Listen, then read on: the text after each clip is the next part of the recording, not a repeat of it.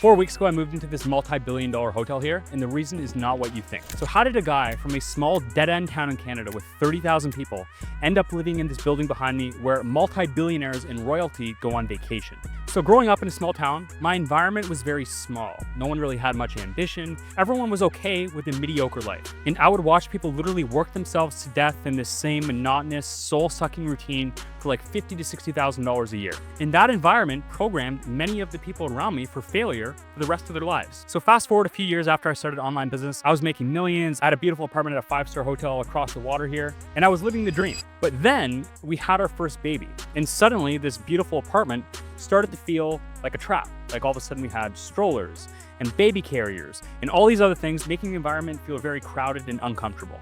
And funny enough, my business started stalling. I couldn't focus as well. Every time I'd try and sit down to work out here crying or screaming, and I could never really lock in like I had prior to having a family. And then I remembered what actually took me that far to begin with, and it was putting myself in an environment tailored to success. So the same way my small town smushed so many people around me growing up, living in this space that was very hard to have an optimal routine was doing the same thing to my business, which was stuck at a couple $1 million per month. So I did something insane, and that is move into this multi-billion-dollar hotel you see behind me, where there is 7 5-star restaurants on the property. There's an amazing gym, there's an amazing pool, there's a beach right over there. We're literally on the Palm, and literally everything is tailored perfectly for success. I don't have to leave the property. I have a chef in my apartment who cooks all our meals. We have multiple maids who do all the cleaning. So literally all I do is focus on my work. And funny enough, 1 month after moving in, we hit a new all-time high after not doing so for the previous 7 months. So if that right there does not show you the importance of your environment, then I'm not sure what will.